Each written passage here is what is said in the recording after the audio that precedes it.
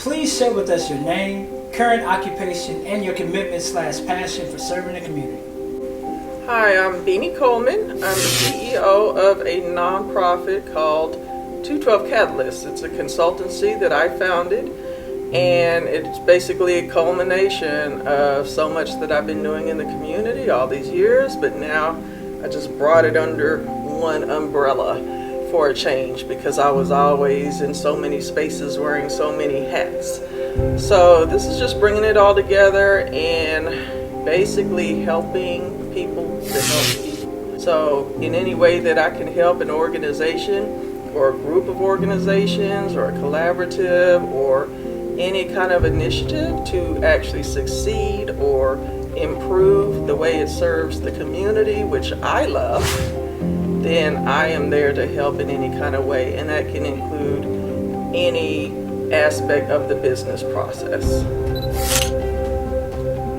Please share with the community how your work and the work of your office has really had an impact on those you and your team serve. Well, so, one question I always would ask is how can I reach more people? And the way was to consult organizations that reach people in the community. And so that's what we set out to do. And our business success is actually the flip of what most people standardly think of. When they think of a business, they're like, oh, what's your growth been like? How much have you grown as a business? How many people do you have employed? And for us, it's keeping our own staff and costs as lean as possible while getting as much out into the community as possible. So as of now, I'm super proud to say that we just won another $14+ million for nonprofits in the last few months, which brings our total dollar return to over $23 million that we have helped organizations that serve the community to raise since 2019. So in just a few short years, there's a lot you can do, and those are just the direct financial dollars. It's not just the financial resources and the actual dollars, but it's also all of the other partnerships that ensue. It's things like this room that we're sitting in right here. Liquid Space came and did a whole renovation, a whole makeover project, all in kind, new furniture, everything. Ben & Jerry's has been here to the Resource Center, bringing ice cream, bringing a crew to help with remodeling and renovations and repainting the place. And so this kind of success also attracts lots of other resources. There are warehouses sending truckloads of supplies and food to the Harvest Foundation because they found out this is like a magnet. So all ships rise together, and it's not just even about the direct dollars. You can catapult that into all types of resources and ways that community members who need help are being reached by now 20+ organizations in this Youth Resource Center. But it's not just this organization. I've worked with over 300 organizations in Central Texas, and I also work on statewide initiatives and even a little bit of some things that are happening in other states as well. You serve the community, your legacy award, what your legacy award means to you, awarded by the African American Youth Harvest Foundation at the Changing the Story Gala celebration, with Martin Luther King III as a keynote, along with the Texas Legislative Black Caucus and the Texas State NAACP office. Well, clearly, especially considering the audience, you got MLK 3, the third, you have the Legislative Black Caucus, all of these groups all converging at this event.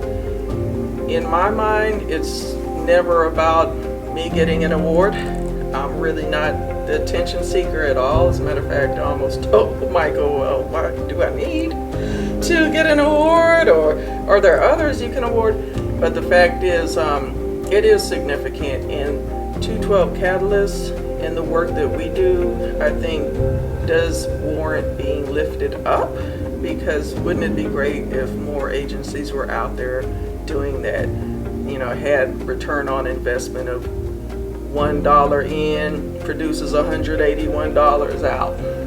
Plus again the in-kind and all of that.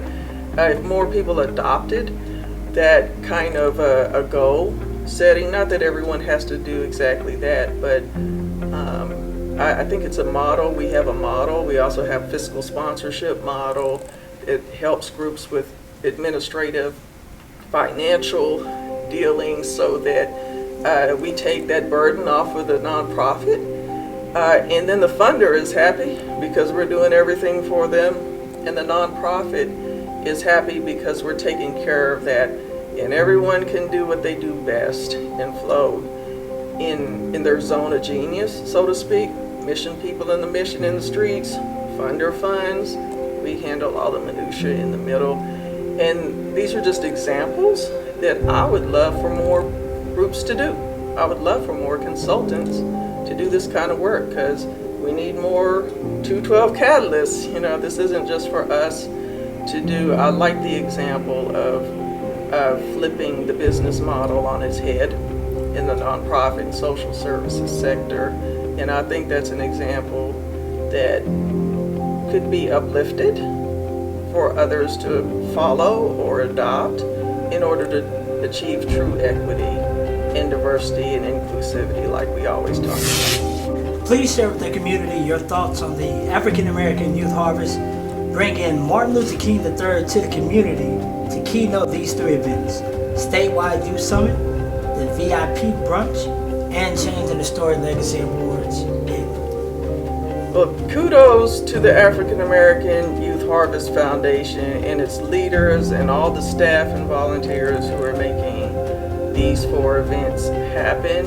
It shows a little bit of all the spaces and ways that you actually do need to engage. We've got the youth, of course, first and foremost, having that youth summit, feeding into them.